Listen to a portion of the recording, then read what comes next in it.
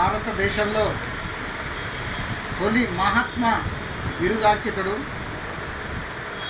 సామాజిక తత్వవేత్త జ్యోతిరావు గోవిందరావు పూలే 199వ జయంతి శుభాకాంక్షలు. తన జీవితాన్నంతా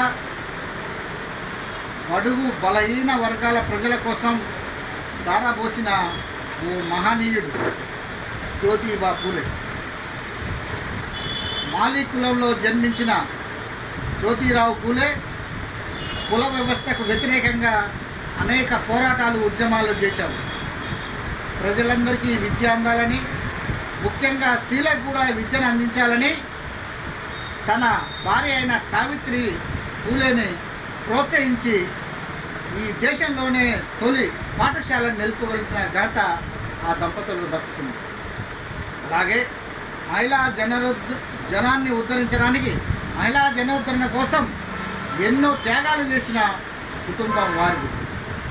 ముఖ్యంగా చెప్పాలంటే జ్యోతిరావు పూలేని స్మరించుకోవడం అంటే ఈ దేశపు బలహీన బడుగు వర్గాల అందరినీ, డౌన్ ట్రోడెన్ పీపుల్, నిమ్న జాతులందరినీ స్మరించుకున్నట్టు. ఆయన ఆనాడు నేర్పిన పోరాటం భారత రాజ్యాంగ నిర్మాత బాబా సాహెబ్ అంబేద్కర్కు ఒక స్ఫూర్తిగా నిలిచింది. అందుకే ఓ సందర్భంలో బాబాసాహెబ్ చెప్పినట్టు అంబేద్కర్ గారు ఏమి చెప్పారంటే, జ్యోతిరావు పూలే నా గురువు అని చెప్పాడు.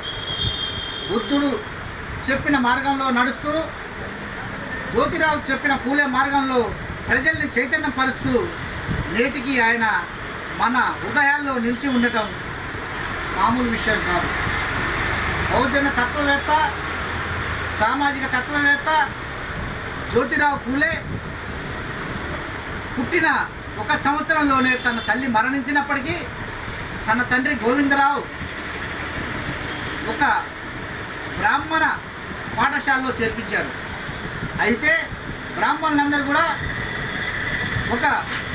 ఈ వ్యక్తి వెనుకబడ్డ కులానికి చెందిన వ్యక్తి మా పాఠశాలలో చదవటం ఏందని తండ్రిని నిలదీసిన సందర్భంలో పక్కనే నైబర్గా ఉన్న ఒక ముస్లిం టీచరు, ఒక క్రిస్టియన్ పంతులు కలిసి ఒక క్రిస్టియన్ మిషనరీ స్కూల్లో జ్యోతిబా పూలేని చేర్పించడం, ఒక కసి, ఒక పట్టుదల, ఒక అకుంఠిత దీక్ష, ఒక శ్రమతోని ఆయన చదువుకొని ఆనాడు బ్రాహ్మణ విద్యార్థుల కన్నా పాఠశాలలో టాప్గా నిలిచాడు.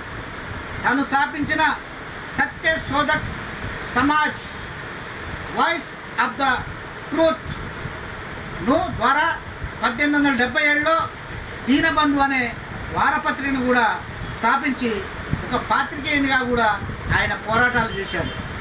ఇలా గులాంగిరి అనే ఒక తన రచన ద్వారా శూద్రుడుగా ఎంత బానిసత్వం చేస్తున్నాడో అని చెప్పేసి దాంట్లో విశదీకరించారు. ఈ జయంతి రోజు ప్రతి వారు చేయాల్సిన శపథం ఒకటి ఉంది, ఆయనపై పెట్టుకోవాల్సిన నమ్మకం ఒకటి ఉంది. ఆయన రచనలన్నింటినీ క్షుణ్ణంగా చదవాలి, ఆయన యొక్క పోరాట మార్గాన్ని తమ పోరాటంగా ఎంచుకోవాలి.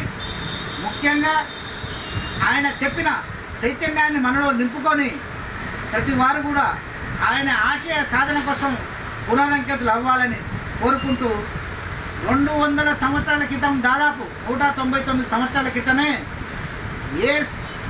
ఎనాటి చదువులేని వ్యవస్థలో ఆనాడే ఆయన పోరాటం చేశాడంటే మనందరికీ మార్గదర్శకుడు, ఈ దేశానికి దిక్చూచి, ఈ దేశానికి మార్గదర్శకుడు, ఈ దేశానికి బహుజన సిద్ధాంతాన్ని ఆనాడే ప్రతిపాదించిన మహాతత్వవేత్త.